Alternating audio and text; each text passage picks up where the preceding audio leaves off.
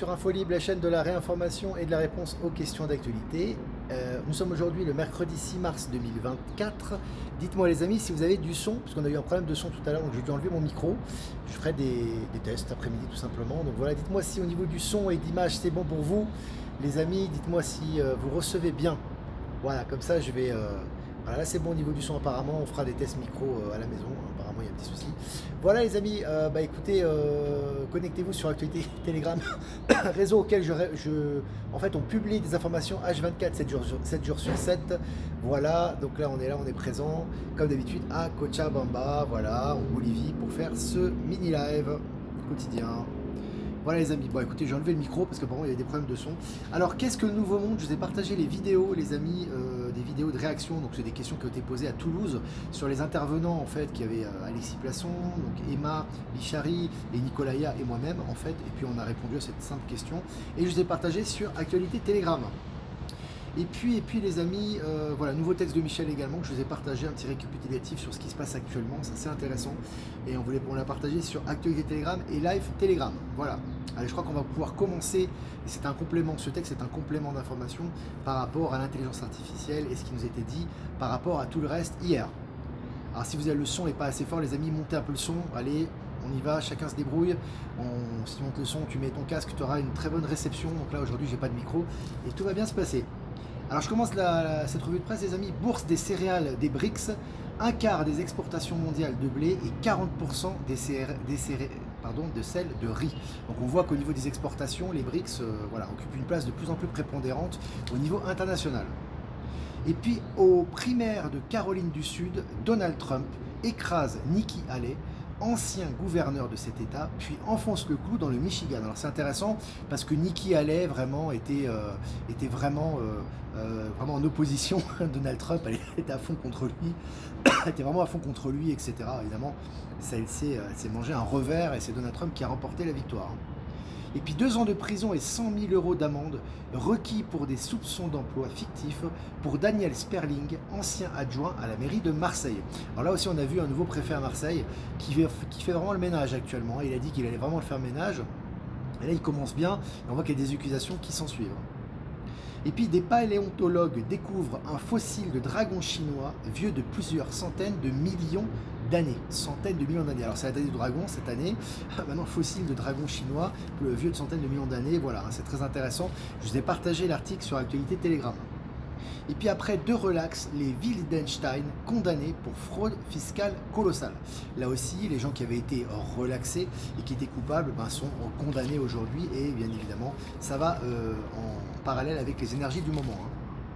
Et puis effondrement de calotte glaciaire en Antarctique, une fissure colossale de 10,5 km s'est formée à une vitesse record de 128 km/h. Alors hormis cette fissure, ce qui est intéressant, c'est de voir qu'effectivement les calottes commencent à fondre, et notamment en Antarctique. Alors on sait évidemment, ça fait polémique, on parle de ce qu'il y a au-delà de l'Antarctique, évidemment, on parle des terres au-delà de l'Antarctique, de ce qu'il y a après le mur de glace, donc ça va un peu dans ce sens-là.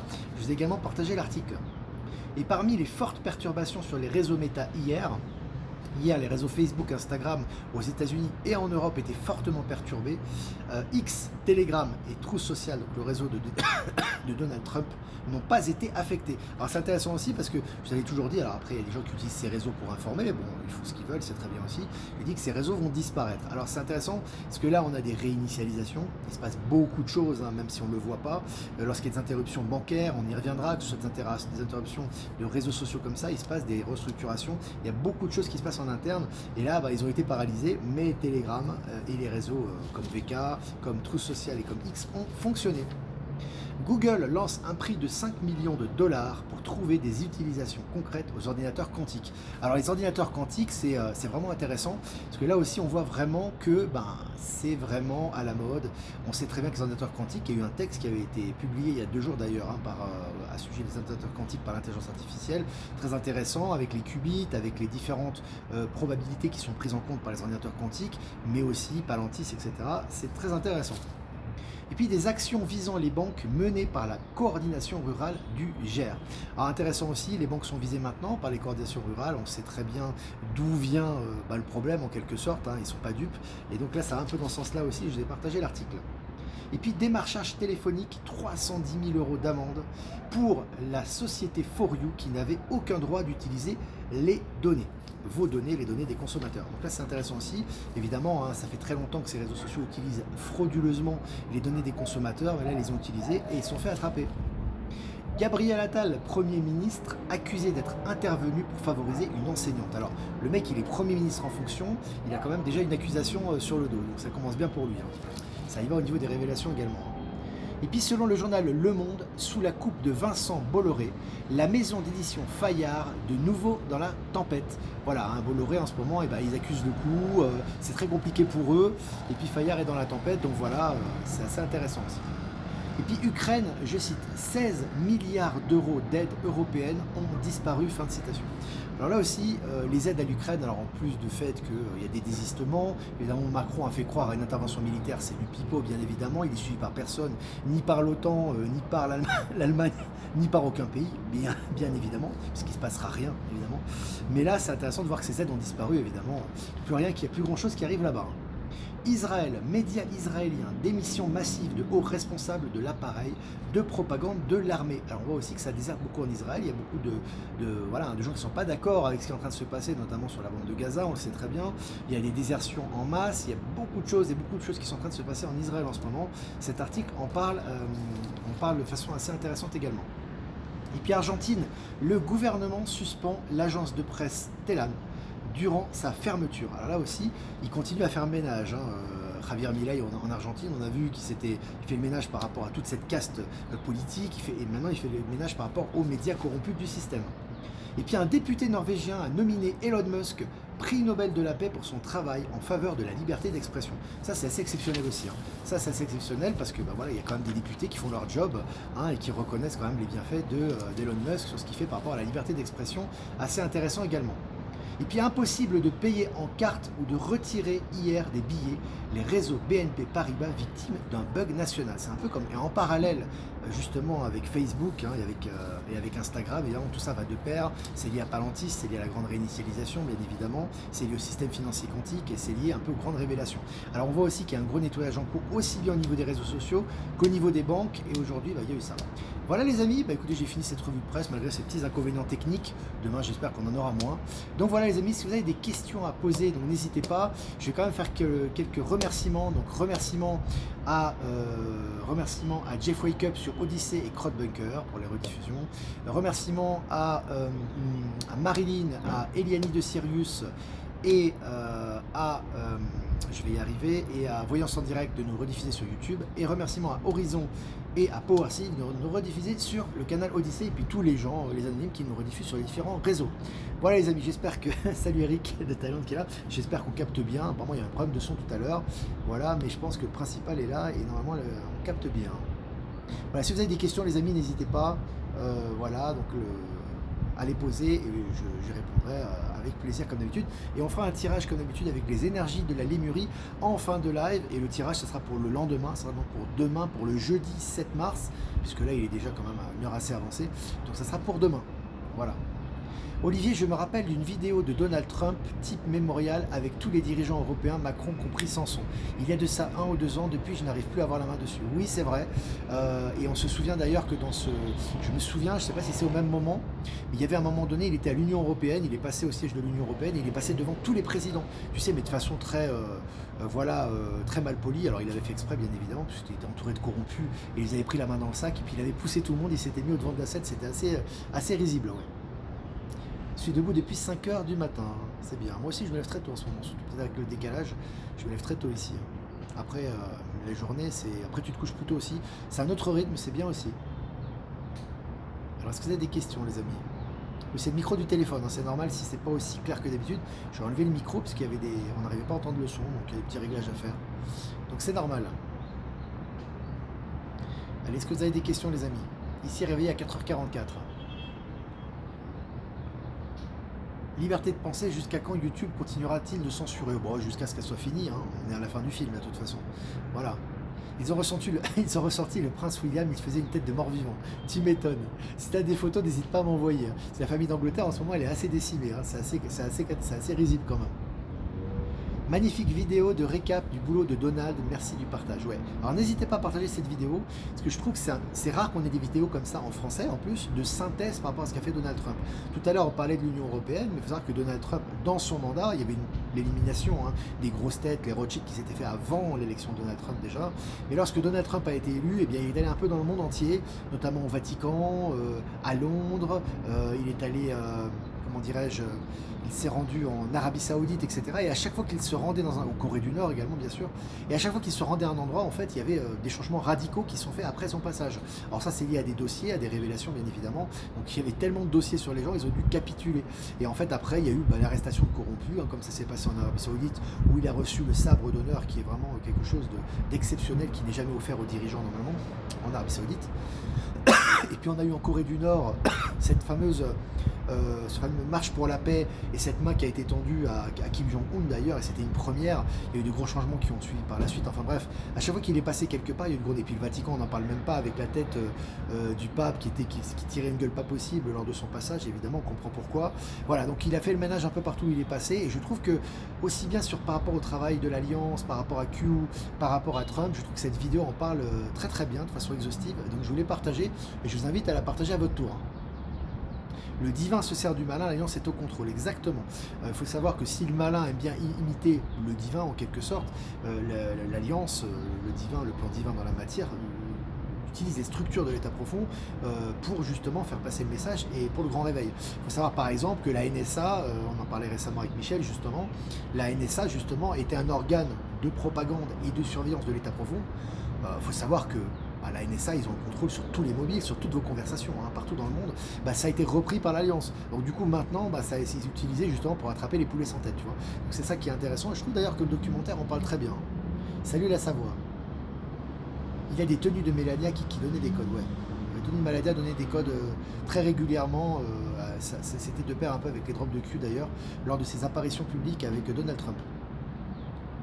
Cortège de Zelensky attaqué par un missile au port d'Odessa lors d'une visite. Intéressant. Le film continue, les amis. Le film continue. On dirait que les gens se lâchent sur le poudreux et sur son côté va-t-en-guerre. Ça sent la fin.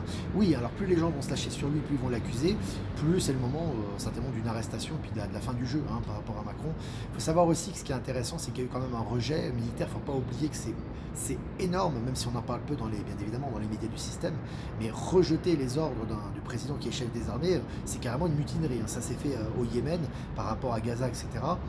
Donc ça, c'est une première chose. Et puis la deuxième chose, c'est que là aussi, s'il avait l'idée dans le plan, si tu veux, dans le film, d'emmener ou de demander à une intervention militaire territoriale à l'armée, ça serait le coup de grâce. L'armée refuserait d'aller en Ukraine, ça c'est une évidence. Donc du coup là, il se ferait arrêter. C'est un scénario possible. C'est un scénario possible. L'Amérique du Sud, tiens, Eric Ulmac, l'Amérique du Sud, c'est comme les Caraïbes, c'est magique, différents climats. Si tu as l'occasion, fais un petit tour en Martinique, Guadeloupe, une population magnifique. Ah oui, si j'ai le temps, on est un petit peu loin des Caraïbes ici, on est vraiment plus dans l'hémisphère sud. On n'est pas très loin de l'Argentine et finalement pas très loin du cercle antarctique, c'est pas très loin d'ici. Mais c'est vrai que c'est vraiment. Alors j'étais venu il y a 5 ans, mais on a toujours une vision, nous aussi on change, on s'éveille, on élève son état de conscience, on a des sous-quantiques, des compréhensions différentes sur les choses, on les vit de façon plus intense. Et c'est vrai que si j'avais aimé la première fois que j'étais venu, là c'est encore plus fort.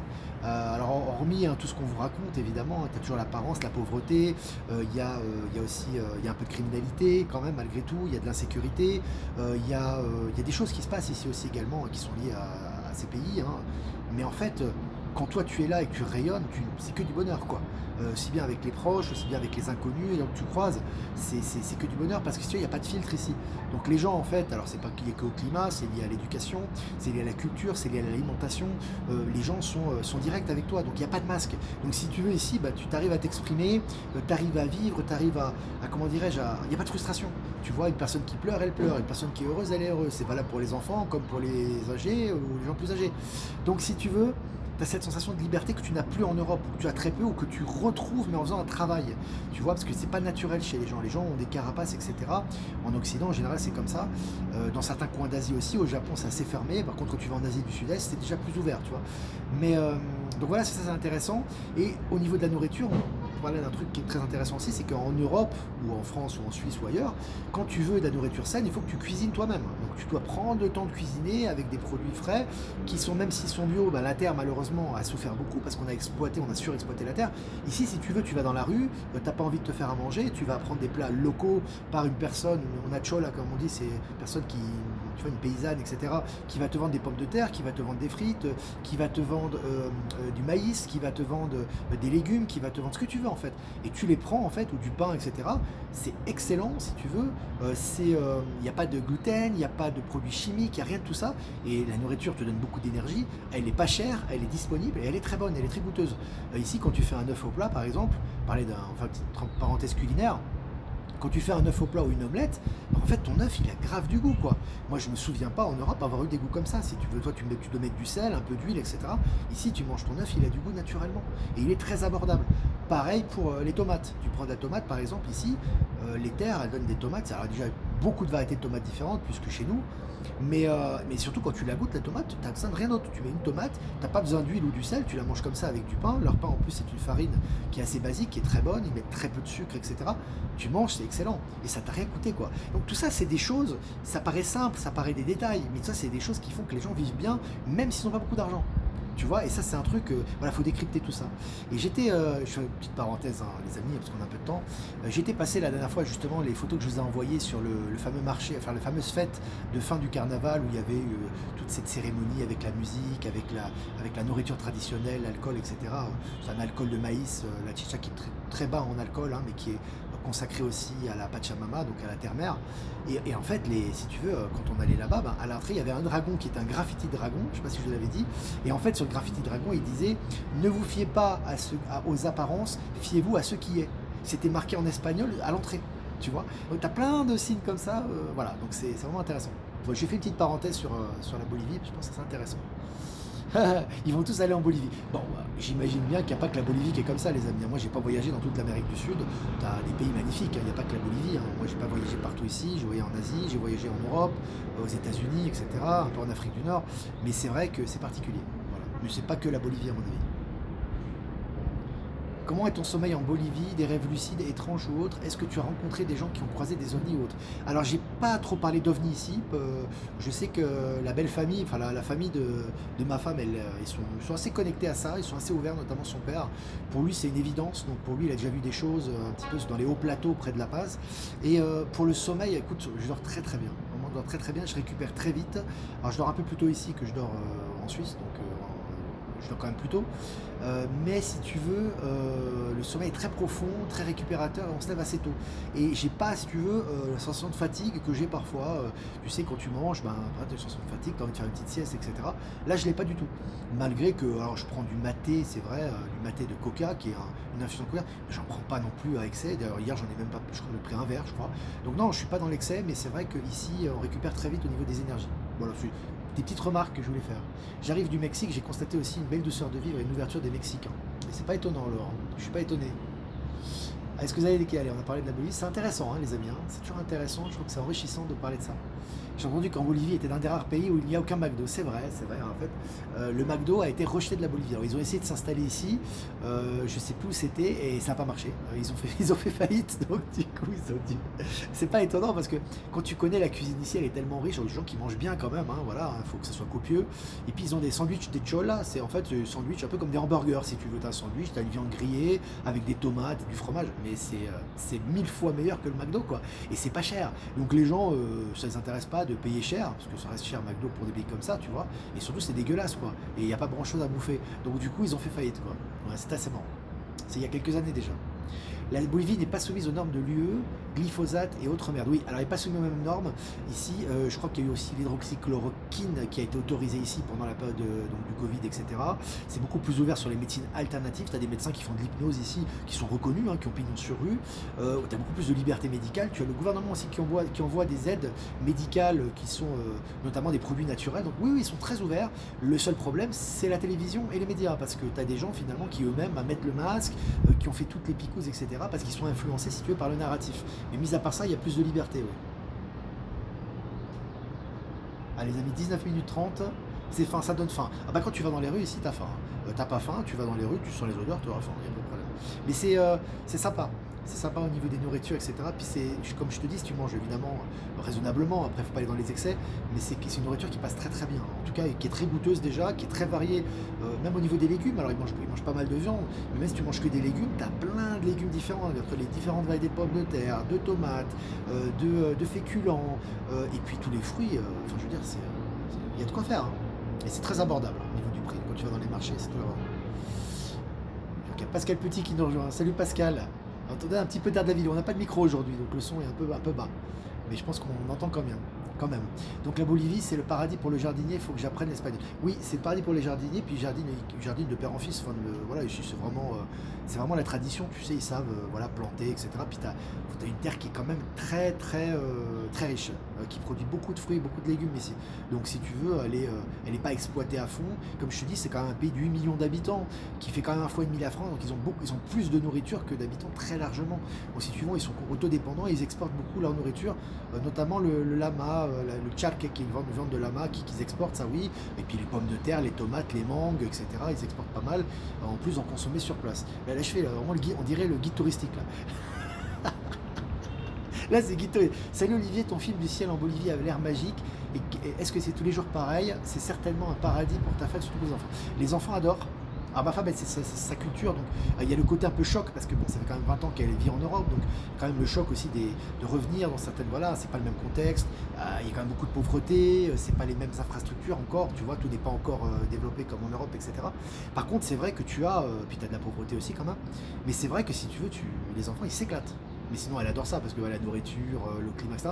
Et les enfants, ils s'éclatent. Ah bah, les enfants, ils sont là, ils courent, il y a de l'espace, ils voient leurs grands-parents, leur belle famille, ils croisent des enfants, ils communiquent avec eux, ils ont de l'espace, ils mangent bien. Bah, forcément, voilà, ça influe également sur l'état d'être. Bon, les amis, 22 minutes, on a beaucoup parlé de la Bolivie aujourd'hui, mais ça fait du bien. Ça fait du bien de décrocher un peu de l'actualité, je trouve que c'est vraiment intéressant. Voilà, toujours prendre avec modération, toujours expérimenter, il n'y a pas que des choses positives, ça c'est clair, hein, voilà, comme tous les pays, hein. Mais les énergies qui sont les choses les plus importantes, qui nous touchent, sont magnifiques. Et c'est ça qui nous alimente en tant que pilier de lumière, en tant que personne qui nous éveillons dans le nouvel état de conscience, c'est ça le plus important pour nous. Voilà les amis, je vous embrasse les amis, n'hésitez pas à liker, partager cette vidéo, n'hésitez pas à la partager malgré le micro. J'espère que le micro va fonctionner demain, on va faire des tests. Si vous voulez faire un don, c'est très important aussi pour notre souveraineté, pour qu'on puisse maintenir et continuer à produire du contenu. Le lien PayPal est en description. Si vous ne voulez pas passer par PayPal, vous avez mon adresse ProtonMail en description également.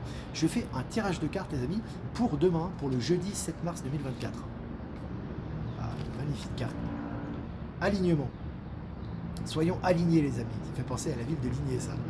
Donc soyez alignés les amis, ce qui est important, j'en parlais récemment, alors il peut y avoir des périodes de turbulence, j'en vis aussi personnellement, qui peuvent être très douloureuses, c'est-à-dire qu'on ressent la souffrance de nos proches, on ressent leurs cris, on ressent leur peur, etc. Et on est là pour les aider à transmuter, alors quand on est entouré de ces personnes-là qui sont en transmutation, on les aide à transmuter. On n'a rien à faire de spécial, on doit juste être centré et aligné. Et c'est bien ce que résume cette carte, c'est-à-dire que de recevoir les énergies, de les transmuter avec eux. En fait, c'est-à-dire qu'on ressent leurs souffrances, on ressent leurs problèmes de notre entourage, et nous, on aide les gens à transmuter. Et puis tout d'un coup, tac, une heure après, un jour après, on sent qu'ils vont mieux. On les a aidés à transmuter, en fait, on n'a rien fait de spécial, on est juste dans l'acceptation, et surtout dans l'alignement, en sachant que tout est juste, que notre chemin est juste, et qu'on a juste à accepter et à recevoir les énergies. Voilà. Voilà les amis. C'était cette carte pour demain. À demain, jeudi 7 mars. Je vous embrasse les amis et je vous dis à demain pour un prochain mini live. Ciao, ciao. Allez, un petit tour. Je vais faire un petit tour les amis. Voilà.